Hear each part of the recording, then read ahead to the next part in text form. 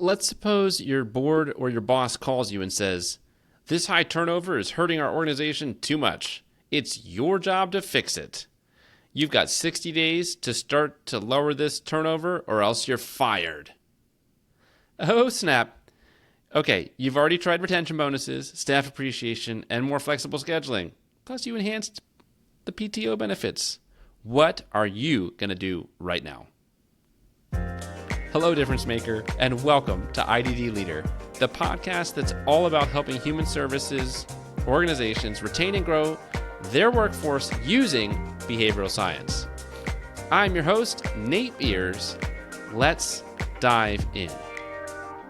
Today's episode is going to be a little short and hopefully very sweet, but here's a promise, kind of a big promise. I'm going to walk you through 3 simple steps to reduce your turnover fast without a massive budget or a complete overhaul.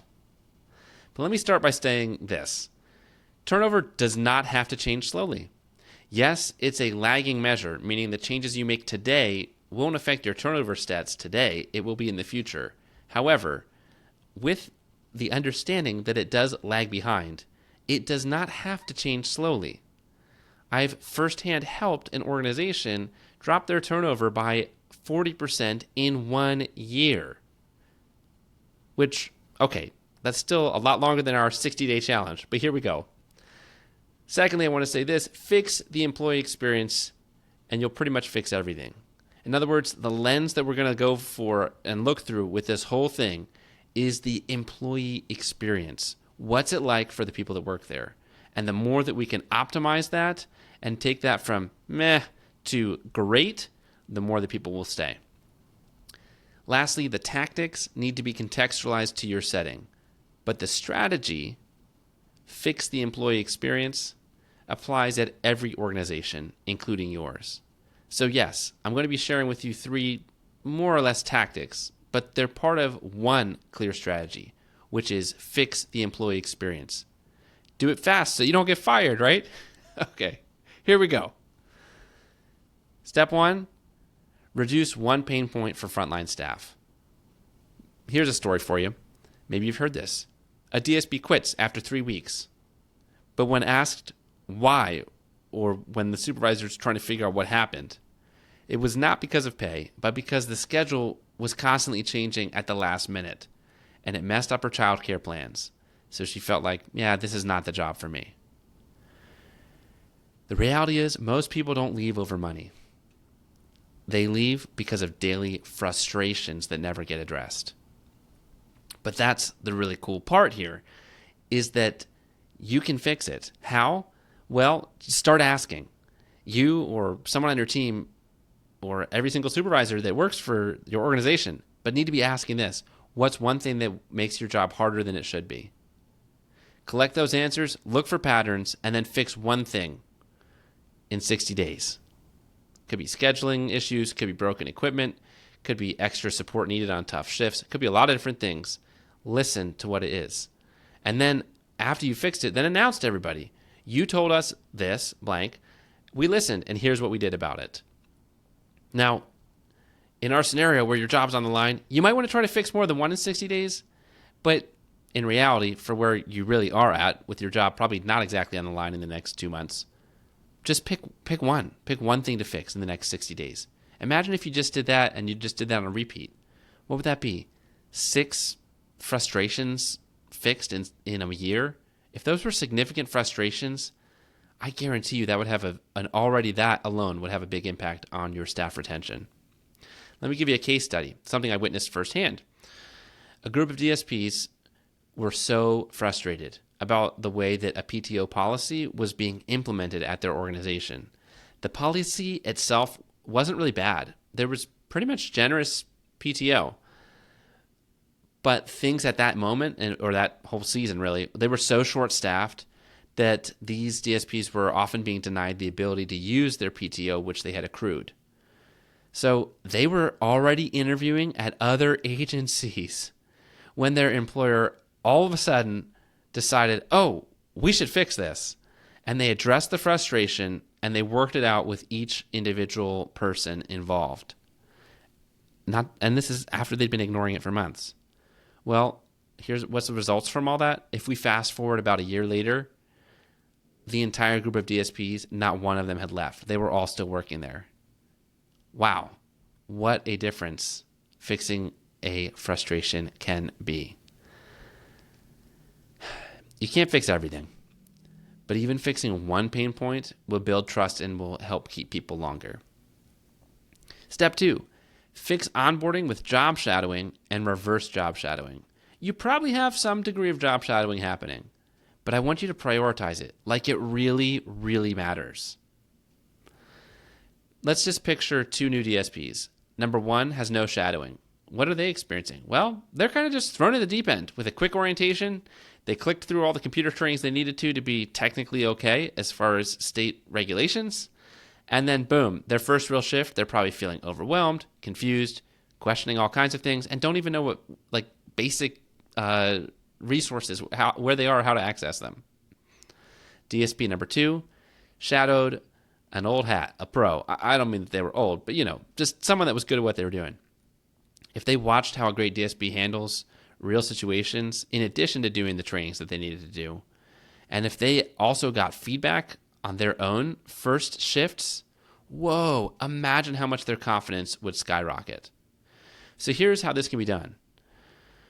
For the first, say, 1 to 2 weeks, new hires, they'll shadow a top DSP or a DSP mentor and see how the job really works. They're going to have the computer learning or the classroom learning, but they're also going to see how it's being applied.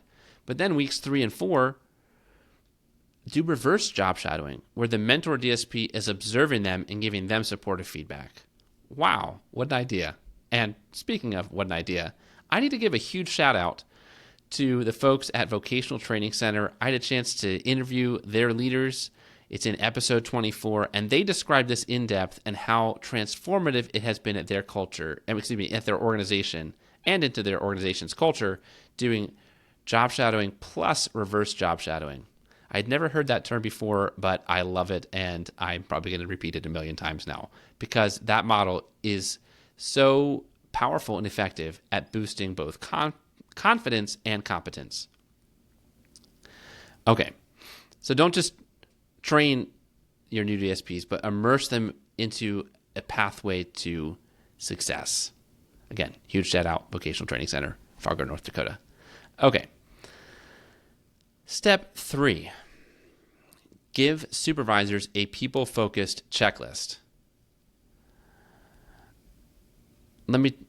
Let's just say this. If you've got a frontline supervisor at a provider who's drowning in paperwork and shift coverage, and they're only interacting with DSPs when either they themselves have had to jump into coverage or when there's a problem, that's going to be one situation. And then imagine at a second provider, we'll call them provider B. We'll say that first one's provider A. At provider B, supervisors use a simple weekly checklist to stay engaged with their team. The checklist items, and you could tweak these as you see fit, but could be something along the lines of, did I follow up on a concern from last week? Who's struggling on my team or having a hard time? And what's one small thing I can do to help them? And could just have 3 items here. Third item could be, did I recognize a DSP for great work today? Or did I recognize 5 DSPs for great work this week?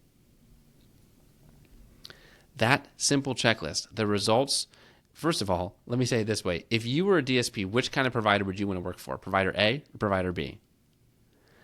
And then if your agency right now is more of a provider A, then by all means implement this checklist. It will only take a couple weeks for your DSPs to feel more supported, more valued, and more successful. And they'll be much slower to walk out the door. The culture, the morale, the experience of feeling successful, these things will be dramatically impacted just by having a supervisor go through that checklist each week. And yes, there would need to be some basic accountability. They probably would need to report it to their supervisor or something along those lines for it to be effective. But with just a simple checklist like that, you could really impact the retention rate. And I believe it would start to impact it very, very, very quickly. That is what I've seen in my experience. That was just one idea as it relates to supervisors, but I do think it's worth mentioning that often the best employee experience fix is strengthening your supervisors, your frontline supervisors. I've said a lot about that on other episodes, and I'm sure I will continue to talk about that more. I think for this one, we'll keep it short. I'll leave it at that. So, to give a quick recap, you could fix one pain point, improve your onboarding with the job shadowing, reverse job shadowing, and get supervisors to focus on their people with a checklist. That's it. There you go. There's your 60-day map for how you're going to fix this thing, not just keep your job, but really start to impact the retention, the staff retention at your organization. So what would I suggest, or what would be how should you apply today's episode? Well, obviously you should just do all of them, but aside from that, you could pick one. Pick one of those things from this episode and commit to doing it for the next 60 days. I would love to hear how it's going for you. And if you're watching this on YouTube, you could always comment put it in the comments below.